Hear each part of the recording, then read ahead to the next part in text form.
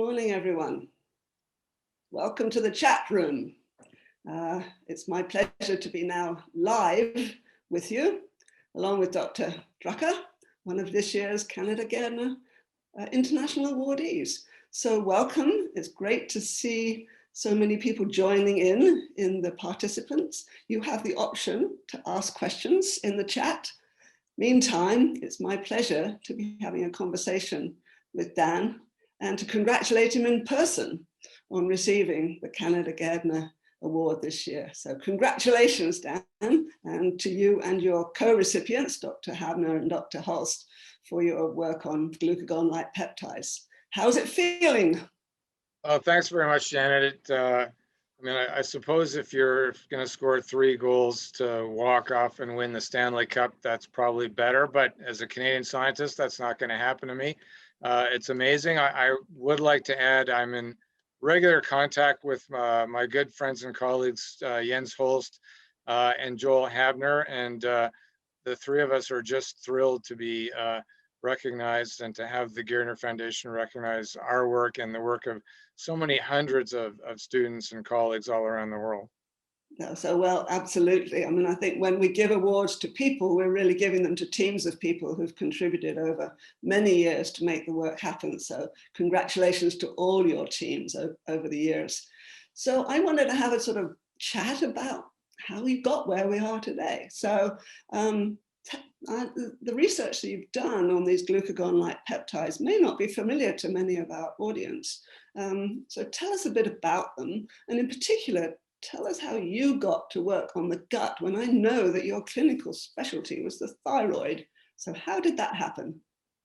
Yeah, it's a great example, Janet, of serendipity, as we all say. So starting how I got to be in the position to do some of this work. I had mentors at the University of Toronto that I think Jerry Burrow, who was the head of endocrinology and later chair of medicine, and then of course the legendary Charles Hollenberg. And they encouraged me to do research and to go to a good lab. And Jerry Burrow sent me to interview at 3 labs that were doing thyroid research. He was a thyroid specialist. I wanted to follow in his footsteps, and then ended up at the Mass General with Joel Habner, who had a big thyroid project, at least when I interviewed there. And of course, when I got there, the thyroid project run by Professor Bill Chin was migrating to a different place. And I was just told to work on the glucagon gene. And in those days, we did what we were told. If you remember, in the 70s and 80s, there wasn't much of a questioning sort of interaction. We were assigned projects and one did what was, the behest of the supervisor. And it was the luckiest thing that ever happened to me. I didn't realize it at the time. And Joel had just learned molecular biology in the 1970s from Alex Rich at MIT, and had just brought that back to the Mass General and had cloned the glucagon genes and cDNAs. And we didn't know what these peptides were that were sitting in the gene.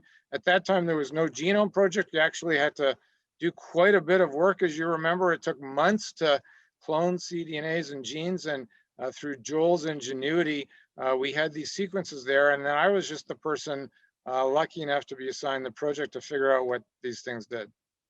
So that was a bit of luck, but obviously it's not just luck, because then you really dug in deep and were part of the whole sort of discovery of what these peptides were actually going to be doing. So tell us about when you realized that these were more than just funny little peptides in these genes, that they were going to have big significance.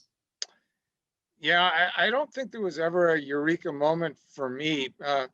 Probably one of the first indications that this might be important, honestly, was when my notebooks disappeared one morning. Joel asked me for all my notebooks and everything I'd ever written down. And of course, one just gave him everything because your boss asked you to do stuff. And then I said, what are you doing with it? And he said, well, I think we're going to file some patents on this. And of course, being very unsophisticated, I probably went to the dictionary. There was no internet then. I went to the dictionary and said, what's a patent? Like, why is he taking my books and stuff? But Joel had this vision, to his credit, that these early observations that we did in cells, and Svetlana Mozov and Gordon Weir did in the perfused pancreas, that GLP-1 stimulated insulin secretion. Of course, he logically thought this could be a great treatment for diabetes. And it literally took 20 years for that vision to be realized, but I think it's to his credit that he had that foresight to prepare the field and develop the intellectual property that set the stage for commercialization. So tell me how the work with Jens Holst was running parallel, side by side, in competition. How did that all evolve? Yeah, I think at that time, you know, there was no faxes really, no emails. There was long distance telephone that was prohibitively expensive. So we didn't communicate as much as we would today. We would see each other at meetings. And of course, Jens had been working on gut hormones for at least 10 years before, and had long been fascinated by glucagon and surgical conditions and the forms of glucagon circulating. He wasn't a molecular biologist, but a superb gut hormone physiologist. And he quickly jumped on the sequences when they were published and made available with the gene cloning, and really did the same kinds of experiments we did, only his model, perhaps understandably, in Denmark. If you go to Denmark, the pig industry is big, and so they use a lot of pigs in their research, and that was his model, the perfused pig pancreas. And he found the exact same thing we did, that GLP-1 stimulated insulin secretion and lowered glucose. So those were the discoveries. That was the physiology, the molecular biology, the understanding of the pathway that it affected insulin. And you said it took 20 years to sort of go from there to really moving to have impact. So how did the drugs get developed, and how, you know, that's a very complicated Yeah, so, you know, we knew actually in 1987, Steve Bloom at the Hammersmith infused GLP-1 into humans, and it worked. And it did the exact same thing, stimulated insulin secretion, lowered glucose, etc. So why did it take 20 years? Well, it turns out our bodies love to degrade GLP-1. And so it's very rapidly inactivated by this enzyme dipeptidopeptidase 4, and very rapidly cleared within minutes by the kidney. So you could say, well, the solution would be just to give more, and people did. And a lot of people threw up, because if you give too much GLP-1 too quickly, you have nausea, vomiting, diarrhea, and abdominal distress. And so many of the companies were dissuaded based on this. They said, this is too hard. It's rapidly degraded. People are throwing up. There's no way to give this thing. And it really took quite a number of years for people to figure out, well, we can prevent its degradation. We can make it longer acting. And maybe if we give it slower and titrate the dose, we can develop it as a medicine. And that just took a long time. Mm-hmm. But now, and in the years since, I mean, these and related drugs related to this pathway have revolutionized really the treatment of type 2 diabetes. So how does that feel? Is that for you? I have to say, as all of you know, I think I'm a clinician scientist, and I actually probably still know far more clinical medicine than I do science, to my embarrassment, because I just had more training in clinical medicine. And so for a physician, you know, there's nothing better than every day doing something that maybe improves the health of someone. And all of the physicians that go to work every day know that feeling. And so for me to actually see this decades of work translate into medicines that actually make a difference, that the GLP-1 drugs do things that the other medicines don't do. They don't really produce a lot of hypoglycemia or low blood sugar. And magically, people can lose weight. They've struggled to lose weight often when they have diabetes. And for the first time now, they can meaningfully lose a lot of weight. So, you know, if I'm at the golf course or in the store and somebody says, oh, Drucker, I'm on one of those GLP-1 drugs, and here's what happened to me, and usually it's a great story, you know, that's just a home run. It makes one feel, as you can imagine, pretty good. Yeah. You had a second home run, though, with GLP-2. So tell us that story. Yeah, again, it was a silly experiment. In fact, I think, you know, a little secret, Janet, is that you and your colleagues were involved in helping us get into transgenic work and knockout work. And we wanted to make a gut GLP-1 producing cell line. So we made some transgenic mice, and they got tumors that expressed the glucagon gene. And we said, well, to get lots of cells, we'll just put these tumors in mice and we'll grow them up and we'll make a cell line. And we did that, and Pat Brubaker was helping me at the time.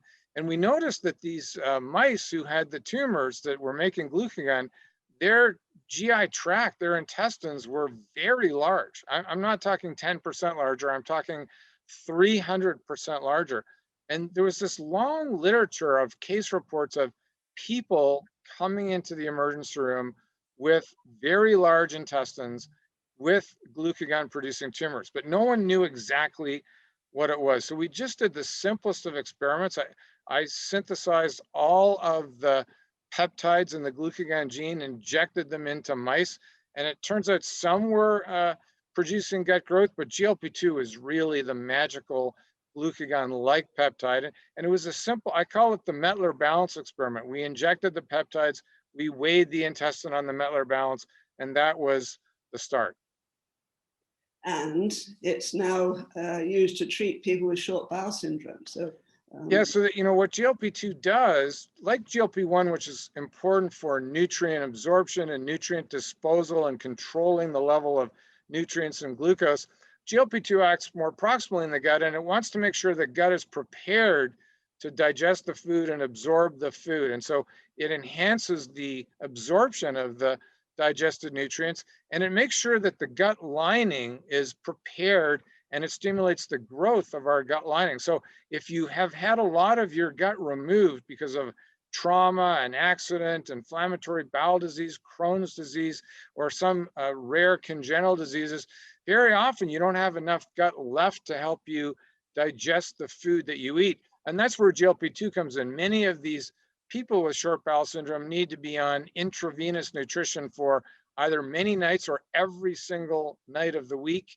And GLP-2 helps them reduce that intravenous feeding. And about 20 to 25% of people in the real world can completely come off intravenous nutrition and resume their normal daily patterns of food intake. So that is just the coolest thing for them. It's so helpful for that subset of people. Yeah, so two areas where you can really feel you've made a difference to patients. It's a great story. So if you think about, I'm going to sort of spread out from the science, which is fantastic, to a bit more of your career. So you studied you were born in Montreal, you studied and educated in Ottawa and Toronto, then you went to Boston to do your studies with Dr. Gairdner. You came back to Canada, and you've been in Canada ever since. So as a Canadian scientist, why is Canada a great place to do science? You know, those of you who follow me on Twitter will know that I'm getting a little emotional now. So, you know, every July 1st, I basically put out some tweet that basically says, you know, if you're fortunate enough to be born in Canada or live in Canada or work in Canada, you know, metaphorically kiss the ground that we walk on, because I obviously, and most people, don't choose the countries that they're born in.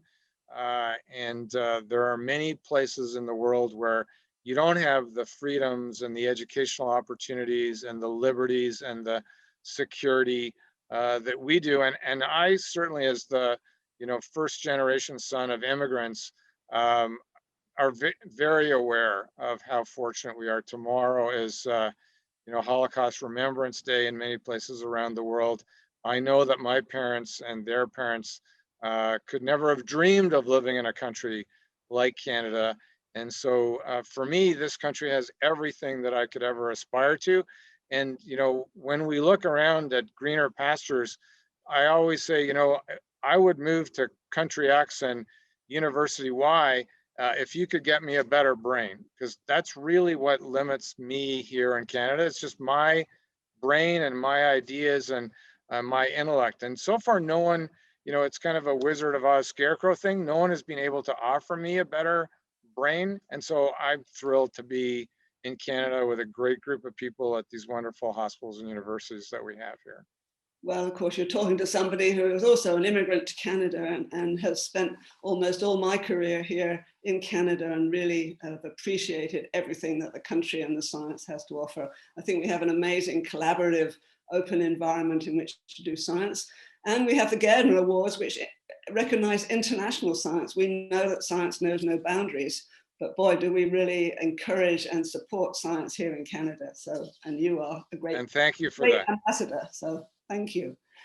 So a little bit more though on you. So if you go back to the early days, who were the early influences on your choice of going into being a physician, being a scientist? Did you always want to mix the two, or were you always just going to be a hardcore physician? Yeah, honestly, I know there are so many people who, wake up and when they're 7 years old or 5 years old, they know what they want to do. And, honestly, if you gave me an opportunity now to go to school and learn something else, I would be really excited to do it.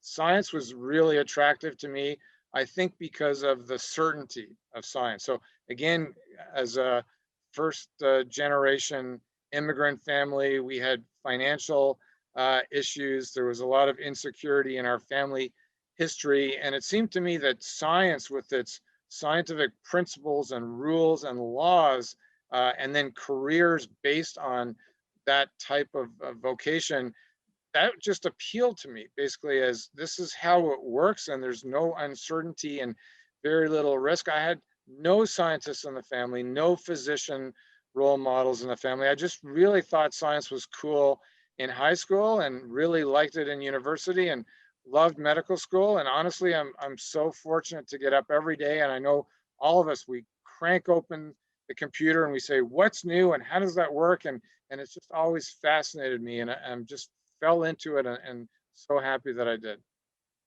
So we're getting some questions from the chat now, so I'm going to give you some of those. So one is about diabetes treatments generally, and are there new discoveries in the pipeline that you see coming for treatment of diabetes? Yeah, so we have type 2 diabetes where I've worked on to a great extent, where the pancreas isn't working properly, the insulin isn't working properly. And there, the GLP-1 therapies, the SGLT2 inhibitors, and newer drugs based on GLP-1, I think are really going to transform type 2 diabetes, together with dietary management, which we're learning a lot more about, and sometimes even bariatric surgery. I think the greatest wave of innovation is really going to be transformationally in type 1 diabetes. And next week we're celebrating the 100th anniversary of insulin. We'll have the world's experts online at insulin100.com. And from the engineers and the artificial smart pancreases to the area that you've done so much pioneering work in, stem cells, and the ability to really replace the cells that are destroyed with immune protection and deliver insulin in very novel ways. I think we're going to see decades of transformative innovation in type 1 diabetes. So it never happens fast enough. If you're sitting there with your diabetes today, it never happens fast enough. But the transformation that we've seen in diabetes just in the last 30 years has been phenomenal. That's great. I think it's a wonderful future. Second question, which sort of takes us into different areas, and perhaps I'll put it more generally. So we've talked about GLP-1 in diabetes, potentially in obesity. Are there other applications for GLP-1? And the question that came up on the chat is whether Alzheimer's or NASH could be targets for GLP-1 treatment. Yeah, that's probably one of my friends in the audience giving me a softball. We haven't talked about GLP-1 for obesity, but we've just had these amazing trials published for once weekly semaglutide. People are losing on average 12 to 15% of their body weight. And some of the trials, we have a third of people losing 20% of their body weight. So there's never been a medical therapy for people with obesity like this before. And then there are new molecules coming, like tirzepatide, which is still investigational, that I think are fantastic. We have combinations of amylin and GLP-1 peptide therapy where we might get 20 to 25%. So I think the revolution that we're going to see with GLP-1 will first, I think, transform the options for people living with obesity. And as the questioner notes, we have phase 3 trials for people with fatty liver disease and alcoholic, we call it non-alcoholic steatosis, probably a misnomer, but many of these people go on to develop cardiovascular disease and cirrhosis and need transplantation. And the fact that GLP-1 clears fat from the liver, reduces inflammation, and also reduces heart attacks and strokes and death, in this very high risk group of people, I think is tremendously promising. So there are phase 3 trials underway. And then of course, the huge roll of the dice is neurodegenerative disease. So we have several, exploratory trials for GLP-1 in Parkinson's disease with exenatide. It works amazingly, even after you stop the drug.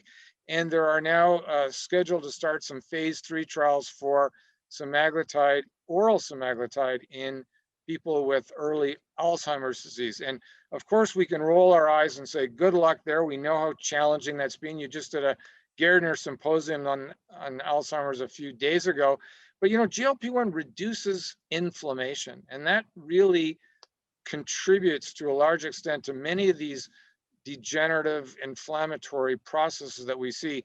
So, fingers crossed to see if we can have a safe, effective therapy that might help some people with Alzheimer's. I just hope to be around to witness the trial results. So it's very exciting times and incredible opportunities going forward with these kind of treatments. It's really spectacular.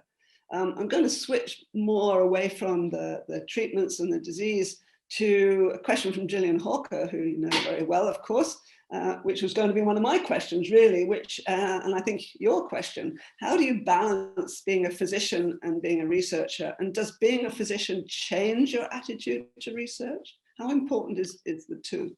Yeah, so I actually thought Gillian was going to ask me about my family, which if I don't mention my family, I will find the locks and keys all changed when I get home. And so part of that balance is really having an amazing structure around me, of starting with my wife, Cheryl, who really is responsible for all of my success, and then kids growing up that brought me tremendous joy and kept me out of trouble as a father, and now grandchildren, etc. And I think being happy, if you have strong support systems, it's much easier to be thoughtful at work. But I can tell you that it's not easy being a clinician scientist. That's sort of like an obvious thing to say, because we are splitting our talents and activities and times in two different directions. So I always would define being a clinician scientist as the person who walks into the room and the doctors in the room say, well, he's not really a very good doctor. He doesn't do this full time. And then the other half of the room, the scientists say, and also he's not really a real scientist, because he spends all his time over there in the clinic doing this kind of stuff. And that's absolutely true. And so what I tried to do is not bite off huge amounts of clinical medicine or broad areas of science in multiple regions, but really focus my time and energy on areas of clinical medicine. I did thyroid, as you mentioned, for many years, for decades, because it was a concise area that I could keep on top of. And I really focused my lab on the same group of peptide hormones literally for decades, because I thought I could do well by understanding their actions in great detail, rather than try and spreading myself too thin over 5 or 6 areas. But it's not easy, and my hat goes off to all of the clinician scientists who are juggling multiple professional hats in the air. They all deserve our thanks and recognition. Well, I think what you said there in terms of being able to focus and not take on, not bite off more than you can chew, is probably good advice for every scientist, actually, and certainly for scientists starting off in their career. I think there is this tendency to want to look at the whole world because there's so many problems. But if you can really choose a problem that you can really sink your teeth in, then you have more. Yeah, I mean, a person that you know well, Bill Kaelin, who also went on to win the Nobel Prize. Bill described his approach to science as, build solid foundations and castles brick by brick. And it's just another way of saying you don't need to go out and make these fantastic different stories in different areas every few years. Just stick to really, 1 or 2 areas of science that you become an expert in, and that you can lay the foundation for the community to join you. And I think that's good advice for all of us. Absolutely. So let me sort of go on from there and say, okay, so you're now received a great award. You've got lots of recognition for everything you've done. What's your best advice to people looking at going into science today, different stages of their career? What's your advice? So I think, as we know, because we are currently in the midst of this pandemic that we didn't want to mention, but if we look at how we are managing this pandemic and how we will manage climate change and many of the challenges that we face as a society, whether it's communicable or non-communicable diseases or the environment or health challenges, I think science is really going to lead our societies in regards to ensuring our health and prosperity. And so for young people, I can't think of a better place to put yourself in to be able to lead the health and prosperity of your nation while having a great time and constantly learning new things and being very productive and being challenged and excited. And I think we've all seen in the last few years, just very close up, how important science is,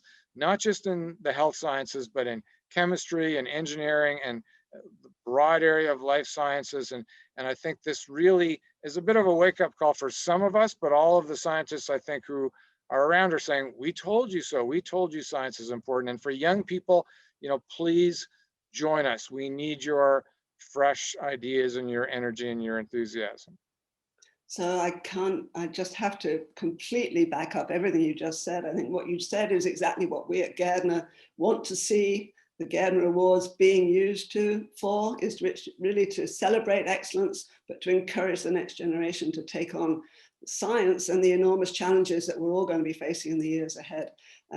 Dan, it's been wonderful talking to you. I'll be talking to you again and to all the other Gairdner awardees as we go through the year. To our audience, thank you very much for joining us today. I encourage you to go look on the Gairdner website, because on the Gairdner website, you're going to find very soon all the events that are coming up over the year. Particularly in October, we have Gairdner Science Week, when all the laureates will be presenting their work, and we have a number of exciting events, symposia, public lectures, and so on during that week. And of course, as Dan said, this is the 100th anniversary of insulin, so it's a wonderful opportunity to recognize not just the original discovery of insulin, but also this research that has been undertaken by Dr. Drucker, Gairdner, and Holst, which has had impact on treatment of type 2 diabetes by essentially activating the insulin gene. So it's a great combination. There is a symposium going on in Toronto in the next weeks, and Daniel and Jens Holst will be there to talk more about their science. So watch this space. Thank you very much, Dan. Thank you very much, everyone. Be well. Okay.